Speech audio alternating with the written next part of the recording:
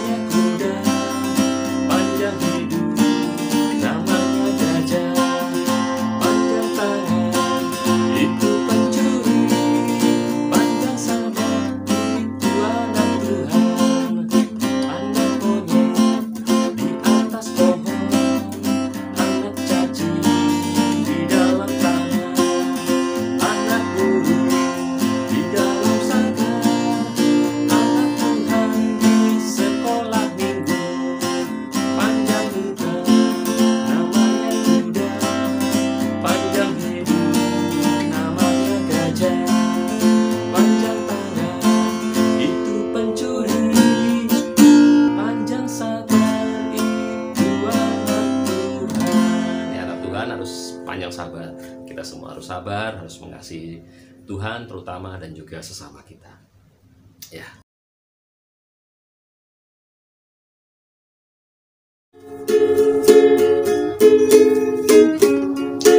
Ku mendaki ke Bukit Sion, ku jalani bersama-sama. Ku mendaki ke Bukit Sion, bergandeng tangan. Haleluya, oh haleluya, ku jalani bersama-sama. Haleluya, oh haleluya, ku jalani bergandeng tangan. Jalan kaki Bukit Sion, ku jalani bersama-sama. Ku mendaki ke Bukit Sion, ku jalani bergandeng tangan.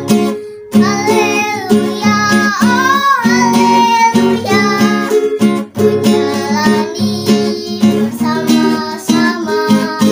Haleluya, oh haleluya, ku jalani bergandeng tangan. Baik, sekarang waktunya kita mendengarkan firman Tuhan. Kita angkat satu pujian, Ku Mau Cinta Yesus.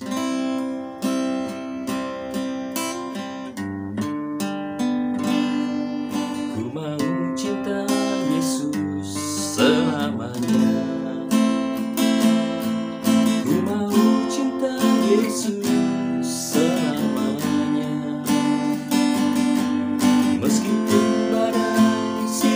berganti dalam hidupku. Ku tetap cinta Yesus selamanya. Ku mau cinta Yesus selamanya. Ku mau cinta Yesus selamanya. Meskipun badai silih berganti dalam hidupku, ku tetap cinta Yesus selamanya. Ya Bapa, ya Bapa, Bapa, kini aku anakmu, layakkanlah seluruh hidupku. Ya Bapa, Bapa, kini aku anakmu, pakailah sesuai dengan rencanamu. Ya Bapa, ya Bapa, Bapa, kini aku anakmu, layakkanlah seluruh hidupku. Ya Bapa, Bapa, kini aku anakmu, pakailah sesuai dengan rencanamu. Pakailah sesuai dengan rencanamu. Pakailah sesuai dengan rencanamu. Kita masuk dalam doa. Terima kasih Tuhan, jika kami sudah memuji Tuhan, memuliakan nama-Mu, tiba waktunya kami mendengarkan firman-Mu. Biarlah kami Tuhan dapat duduk diam untuk mendengarkan firman-Mu, karena kami Tuhan siap untuk diajar, karena kami adalah murid-muridnya Tuhan. Terima kasih Bapa, mau urapi hamba dan juga anak-anak sekolah minggu, agar kami semua dapat mendengarkan firman-Mu dan kami renungkan untuk kami lakukan dalam kehidupan kami sehari-hari. Di dalam nama Tuhan Yesus kami sambut kebenaran firman Tuhan. Haleluya. Amin. Ya, baiklah anak-anak, kita akan belajar firman Tuhan. Ya, pada sore hari ini kita akan mempelajari seorang yang bernama Esther, ratu cantik dan pemberani, ya. Nah, kisah Esther ini, Ratu Esther adalah ratu yang diangkat oleh seorang raja Persia yang bernama Raja Ahasiveros, kurang lebih 500 tahun sebelum Masehi. Kerajaan Ahasiverosnya cukup luas, dari daerah Ethiopia, ya Afrika, sampai ke timur, ya sampai ke daerah India. Nah, waktu Raja Ahasiveros mengadakan pesta di kerajaannya, dia mengundang para pembesar, raja-raja, ya yang berada dalam lingkup atau bawahan dari kerajaannya untuk pesta di kerajaannya dan menyaksikan. Dia ingin memperkenalkan ratunya yang bernama Ratu Wasti saat itu, tapi Ratu Wasti menolak. Akhirnya Raja Ahasiveros marah dan dia menunjuk ratu pengganti dari Wasti, yaitu Esther ini, ya. Nah, ini Esther, ya. Esther ini punya saudara sepupu yang ada dalam kerajaan itu, yang bekerja dalam kerajaan Ahasiveros, yang bernama Mordekai. Nah, Mordekai ini merupakan sepupunya dari Esther. Jadi Esther merupakan anak dari saudara ayahnya Mordekai. Tapi karena Esther ini sudah tidak punya ayah ibu lagi, maka Mordekai mengangkat Esther menjadi anaknya. Nah, dia mengetahui Esther sudah menjadi ratu di kerajaan itu, dan Mordekai memberitahukan agar Esther tidak memberitahukan asal usulnya, ya, karena mereka adalah bangsa Yahudi, ya, orang Israel, ya, bangsa Yahudi. Mereka menyembunyikan asal usulnya, jangan diberitahukan kepada Raja Ahasiveros dan orang-orang yang lain, karena mereka adalah bangsa dari bangsa Yahudi, ya, mereka tinggal di istana.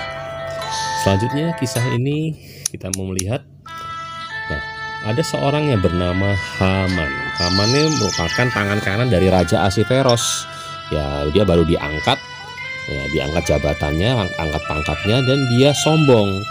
Nah, dia menyuruh orang-orang yang ada di kerajaan itu, punggawa-punggawa, ya, orang yang bekerja di istana, semuanya pengawal-pengawal itu harus tunduk menyembah kepada seorang yang bernama Haman ini.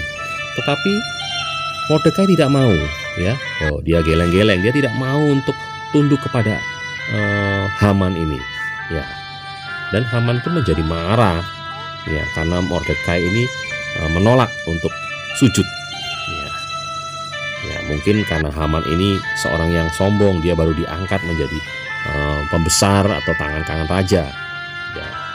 Dia menyuruh orang lain untuk sujud, ya, tapi Mordekai berprinsip tidak mau sujud, ya, karena tentunya Mordekai mempertahankan imannya sebagai bangsa Yahudi hanya sujud dan menyembah kepada Allah. Nah, oleh karena itu Haman marah, ya, dan dia merencanakan sesuatu yang jahat. Nah, dia ingin membunuh Mordekai. Ya. Selanjutnya apa yang dilakukan oleh seorang yang bernama Haman ini? Dia memberitahukan, ya, kepada Raja Ahasveros. Ia menghasut raja agar orang Yahudi yang ada di kerajaannya dan di seluruh kerajaan-kerajaan yang lain yang masih di bawah Raja Ahasveros untuk dibinasakan semuanya. Awalnya dia hanya benci kepada seorang yang bernama Mordekai, tapi karena dia tahu Mordekai adalah bangsa Yahudi, makanya Haman berencana jahat untuk membinasakan seluruh bangsa Yahudi. Nah, dia menghasut raja, ya. Akhirnya raja terpengaruh dan memberi hak kepada Haman untuk melakukan wewenangnya, ya, melakukan wewenangnya untuk membuat aturan, terserah, ya, kepada Haman untuk mengatur segala sesuatunya, ya.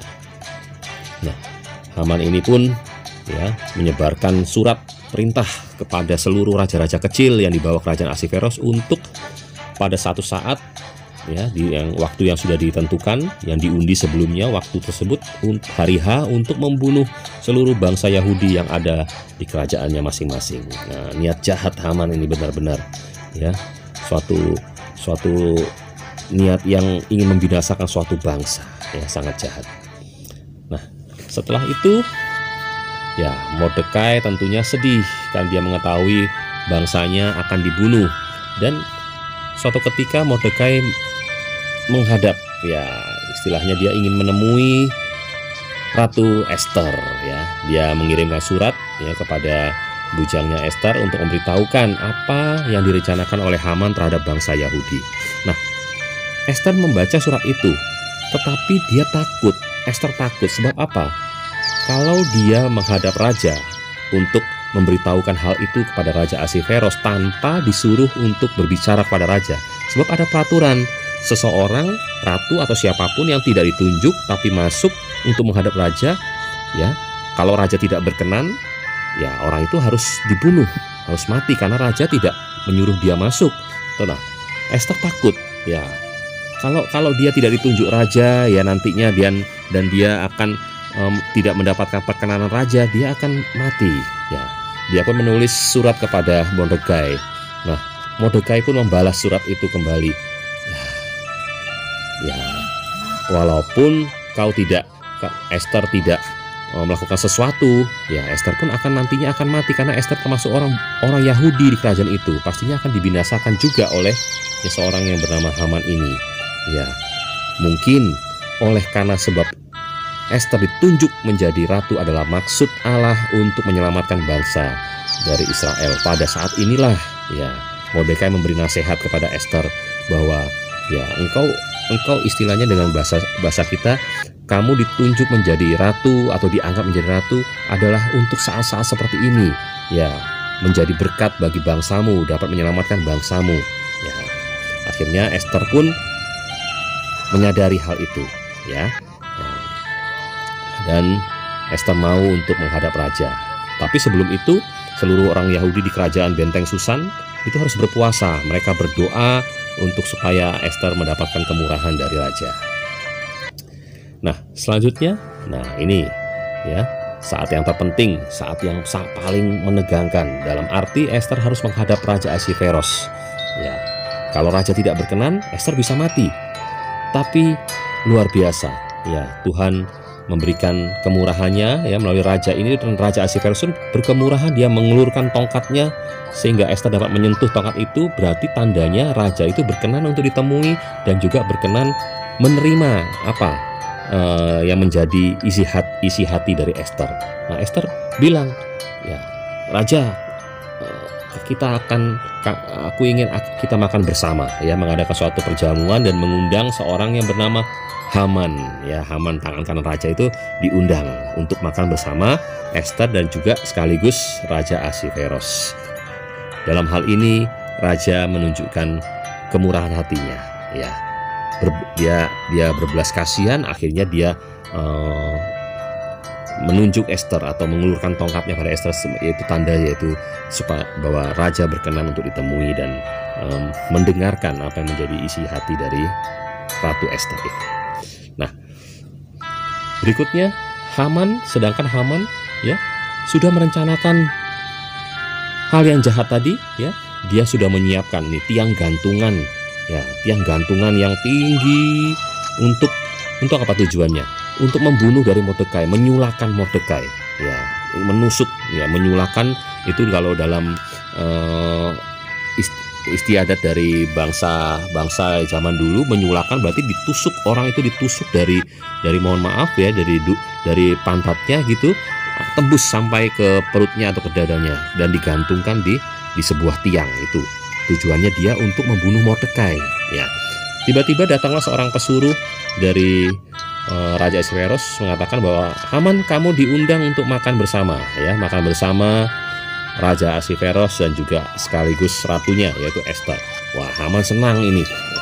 Wah, ini ada kesempatan bagi dia atau merupakan penghargaan bagi dia untuk makan bersama-sama. Nah, dia senang ya.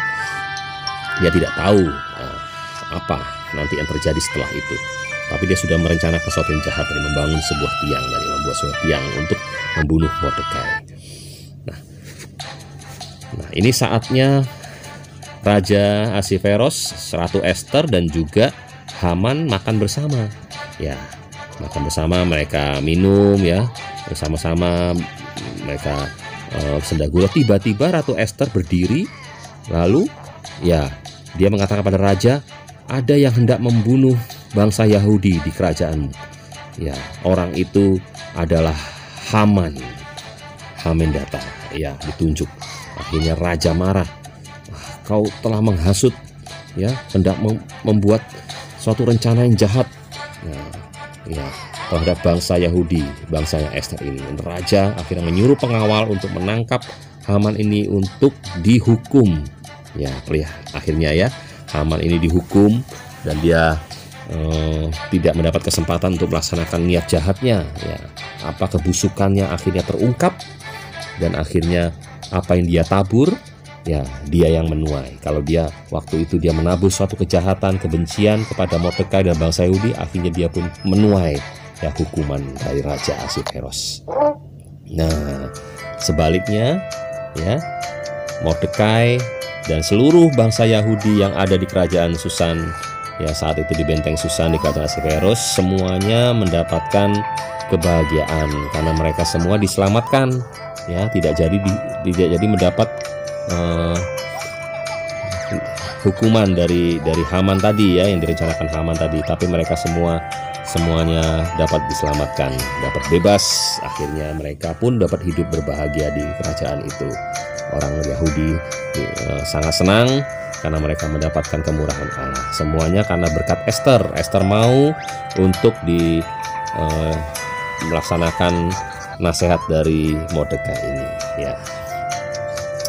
Nah, sekarang kita akan masuk di dalam firman Tuhan, ya beberapa ayat firman Tuhan yang akan saya bagikan menjadi pelajaran bagi kita dan juga bagi rekan-rekan atau adik-adik yang pra-remaja dan juga kelas Yosua. Untuk hal ini kita akan mempelajari beberapa hal. Ester pasal 3 ayat yang ke-6. Nah, pelajaran pertama yang dapat kita pelajari dari kisah Ester ini adalah sesuatu yang jahat, sesuatu yang salah itu nantinya akan terungkap dan kebenaran pun akan muncul ya. Ester 3 ayat yang ke-6. Tetapi ia menganggap dirinya terlalu hina untuk hanya Mordekai saja, karena orang telah memberitahukan kepadanya kebangsaan Mordekai itu. Jadi Haman yang tadi ya mencari ikhtiar atau usaha untuk memunahkan semua orang Yahudi, ya ini bangsa Mordekai itu di seluruh kerajaan Ahasveros. Ya, ini niat jahatnya Haman. Dia benci kepada Mordekai, tapi akhirnya dia berikhtiar atau berusaha untuk membunuh seluruh bangsa Yahudi. Nah, ini niat jahat ya, niat jahat. Apa yang dia tabur, akhirnya nanti dia yang menuai, yaitu hukuman dari raja. Nah, dalam Ester 7 ayat yang 9-10 dikatakan, sembah Harbona salah seorang sida-sida yang di hadapan raja, lagi pula tiang yang dibuat Haman untuk Mordekai, orang yang menyelamatkan raja dengan pemberitahuannya itu, telah berdiri di dekat rumah Haman, 50 hasta tinggi, ya, tiang yang dibangun itu tadi ya untuk membunuh Mordekai pada awalnya. 50 hasta kurang lebih ya 35 meter tinggi, cukup tinggi, dari 25 meter ya kurang lebih itu tingginya dari tiang itu, dan sulakan dia pada tiang. Akhirnya Haman yang terkena hukuman, ya disulakan, ditusuk dari tubuhnya untuk digantung di tiang ya. 10. Kemudian Haman disulakan pada tiang yang didirikan oleh Mordekai. Ya, maka surutlah ya panas hati raja. Ya, akhirnya Haman mendapat hukuman. Yang dia tabur, dia pun yang menuai ya. Sekarang di dalam Yeremia 2 ayat 19 ini mengatakan, saudara perhatikan, adik perhatikan, kejahatanmu akan menghajar engkau. Nah, kalau kita telah sudah mengusahakan suatu yang kejahatan, nah kejahatan itu akan berbalik menghajar kita atau menghukum kita, dan kemurtatanmu akan menyiksa engkau. Ya, ini ya, ketahuilah dan lihatlah betapa jahat dan pedihnya engkau meninggalkan Tuhan Allahmu dan tidak gemetar terhadap aku, demikianlah firman Tuhan Allah semesta alam. Jadi janganlah kita merencanakan sesuatu kejahatan ataupun kebencian, karena hal itu akan berbalik kepada kita juga pada akhirnya. Dalam Galatia 6 ayat 7-10, jangan sesat, Allah tidak membiarkan dirinya dipermainkan, karena apa yang ditabur orang itu juga yang akan dituainya. Sebab barang siapa menabur dalam dagingnya, ia akan menuai kebinasaan dari dagingnya. Tapi barang siapa menabur dalam roh, ia akan menuai hidup yang kekal dari roh itu. Nah, ini nasihat firman Tuhan ya. Janganlah kita berjemu-jemu berbuat baik, karena apabila sudah datang waktunya kita akan menuai jika kita tidak menjadi lemah. Karena itu selama masih ada kesempatan bagi kita, marilah kita berbuat baik kepada semua orang, terutama kepada kawan-kawan kita seiman ya. Kita tabur kebaikan, kita tabur sesuatu yang berkenan pada Allah dan juga pada sesama kita. Sebab hal itu akan ya, apa yang ditabur juga apa yang dituai. Itu pelajaran pertama. Yang kedua, kita melihat kisah Ester tadi ya. Ester 4 ayat yang ke-14 ini merupakan hal yang dikatakan oleh Mordekai kepada Ester. Waktu pertamanya Ester menolak, dia takut kalau nanti raja tidak berkenan dia akan mati, karena orang yang masuk atau menghadap raja tidak disuruh, dia akan mati kalau raja tidak berkenan. Nah, saat itu Mordekai bilang seperti ini, sebab sekalipun engkau pada saat ini berdiam diri saja, bagi orang Yahudi akan timbul juga pertolongan dan kelepasan dari pihak lain, dan engkau dengan kaum keluargamu akan binasa. Jadi semua orang Yahudi pun nanti akan binasa, termasuk Ester. Nah, ini siapa tahu mungkin justru untuk saat yang seperti ini engkau beroleh kedudukan sebagai ratu. Jadi Mordekai itu menasihatkan, mungkin kau diangkat sebagai ratu itu tujuan Allah menempatkan engkau diangkat menjadi ratu dari Raja Ahasveros adalah untuk menjadi penyelamat bagi bangsamu, bangsa Yahudi, menjadi berkat bagi bangsamu. Itu tujuan dari Allah mengangkat kehidupanmu ya, diberi nasihat seperti itu. Akhirnya Ester merenungkan nasihat Mordekai dan dia menerima bahwa dia akan harus menyelamatkan seluruh bangsanya. Coba kita mau lihat di dalam Kejadian ya. Ini kisah tentang Abraham. Waktu Abraham adalah bapak orang beriman. Dia diberkati Tuhan, keturunannya banyak. Tujuannya apa? Kejadian 12 ayat 2 dan 3. Aku akan membuat engkau ya, Allah ya, membuat Abraham menjadi bangsa yang besar. dan memberkati engkau serta membuat namamu masyhur. Wah, siapa tidak mau namanya terkenal ya, berkat banyak, anugerah besar dari Allah ya, menjadi bangsa yang besar. Nah, tujuannya adalah dan engkau akan menjadi berkat. Nah, tujuannya Abraham diberkati adalah menjadi berkat bagi bangsa-bangsa lain. Aku akan memberkati engkau, memberkati orang-orang yang berkati engkau dan mengutuk orang-orang yang mengutuk engkau. Musuh-musuhnya Abraham ini akan binasakan oleh Tuhan ya tentunya, dan olehmu semua kaum di muka bumi akan mendapat berkat ya. Abraham menjadi saluran berkat. Demikian juga Esther tadi, dia diangkat menjadi ratu pun menjadi penyelamat bagi bangsanya. Dia pun demikian, kalau suatu ketika dia mendapatkan suatu penghargaan dari gurumu, dari sekolah, menjadi ranking 1 atau mendapatkan penghargaan di bidang yang lain, itu tujuannya supaya nama Tuhan dipermuliakan di kehidupan adik-adik semua, supaya adik dapat menjadi berkat dan menjadi alatnya Tuhan, menjadi saksi bagi teman-teman kalian ya, itu tujuannya Tuhan memberkati kehidupan kita semua. Itu pelajaran kedua yang kita tahu dari kisah Esther. Nah, ini yang ketiga, yang terakhir, Esther 5 ayat yang kedua. Waktu ini kisahnya tadi ya kita sudah lihat pada tayangan bahwa saat Esther menghadap raja. Ayat yang kedua ya, ketika raja melihat Esther sang ratu berdiri di pelataran ya, waktu itu Esther hendak masuk dalam singgasana raja ya. Raja melihat, lalu berkenanlah raja kepadanya, sehingga raja mengulurkan tongkat emas yang di tangannya ke arah Esther, lalu mendekatlah Esther dan menyentuh ujung tongkat itu. Nah, ada dilihat bahwa ini adalah kemurahan dari Raja Ahasveros. Ya, walaupun Esther tidak disuruh untuk menghadap, tapi dia berkenan untuk ditemui dan mendengarkan isi hati dari Esther yang mau diungkapkan tadi. Dia mengulurkan tongkat emasnya ke arah Esther, dan Esther mendekat dan menyentuh ujung tongkat itu. Dan kisah selanjutnya Esther pun ditanya apa maksudnya ya, tujuan dari kedatangan Esther. Sekarang kita baca ayat yang terakhir dalam Roma 9 ayat 15 dan 16 ya. Sebab Allah berfirman kepada Musa, aku akan menaruh belas kasihan kepada siapa aku menaruh belas kasihan, dan aku akan bermurah hati kepada siapa aku mau bermurah hati. Jadi hal itu tidak tergantung pada kehendak orang atau usaha orang, tetapi kepada kemurahan hati Allah ya. Ini pelajaran ketiga, bahwa kita hidup pun karena kemurahan Allah, karena kita adalah dipanggil, dipilih menjadi anak-anaknya, mengenal Kristus sebagai juru selamat, itu pun karena belas kasihan dan kemurahan hati Bapa, bukan karena usaha kita atau kehendak orang, tetapi semua karena kemurahan hati Allah. Sebagaimana tadi Raja Ahasveros bermurah hati ya kepada Esther, dan kita pun mendapatkan anugerah Allah untuk menjadi anaknya. Tetap hidup dalam kemurahan hati Allah dan kasih Tuhan. Ya, demikian yang dapat saya sampaikan. Semoga ini menjadi perenungan dan tugas dari kelas Yosua dan remaja ya, itu untuk menceritakan kembali apa 3 pelajaran yang kalian dapat dalam kisah Esther ini. Ya, baiklah adik-adik semua, ya, kita sudah menyelesaikan firman Tuhan. Biarlah kisah Esther ini menjadi pelajaran bagi kita semua, bahwa yang pertama, apa yang ditabur itu akan dituai oleh orang. Kalau kita tabur kebaikan, maka kita pun akan menuai kebaikan. Tapi apabila kita yang ditabur adalah kejahatan, keburukan, maka itu pun akan menimpa kita juga.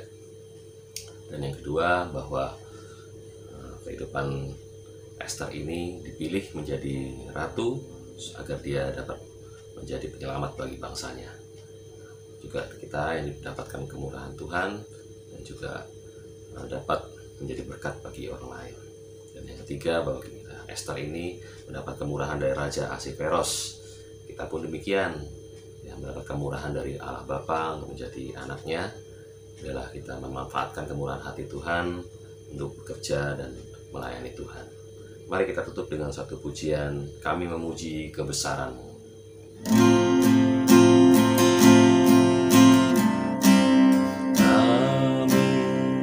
Memuji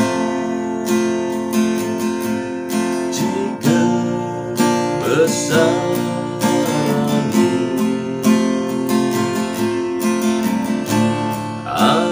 ajaib Tuhan.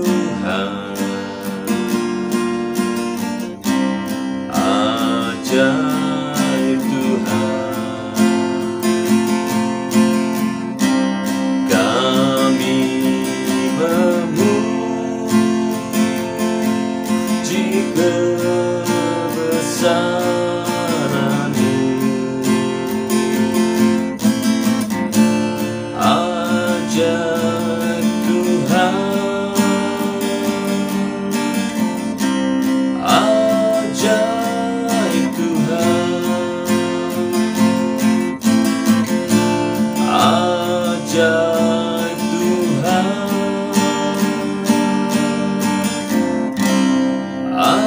ajaib Tuhan. Terima kasih Bapa, jika kami sudah menyelesaikan Tuhan ibadah sekolah minggu sore hari ini, kami mengucap syukur atas kebaikan-Mu.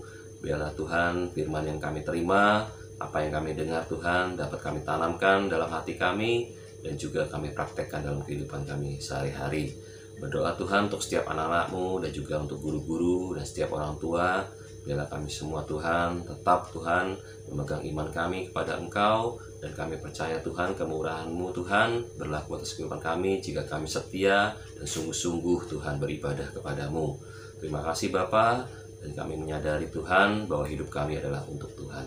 Berdoa Tuhan untuk teman-teman kami yang tidak dapat ikut live streaming ini dimanapun mereka berada. Tuhan melawat kehidupan mereka, cukupkan apa yang menjadi kebutuhan mereka. Yang sakit Kau sembuhkan, yang lemah Kau kuatkan, dan yang berbeban berat Engkau hiburkan. Terima kasih Bapa. Kami berdoa juga untuk bangsa negara kami, Tuhan berikan keamanan, kedamaian, dan juga para pemimpin bangsa kami, Tuhan berikan hikmat-Mu. Biarlah apa yang diambil, keputusan yang diambil Tuhan berasal daripada Tuhan. Terima kasih Bapa. Terima kasih Tuhan, kami serahkan juga Tuhan pendidikan kami, pelajaran kami Tuhan, yang kami tekuni. Biarlah Tuhan berikan hikmat bagi anak-anak-Mu semuanya. Terima kasih Bapa.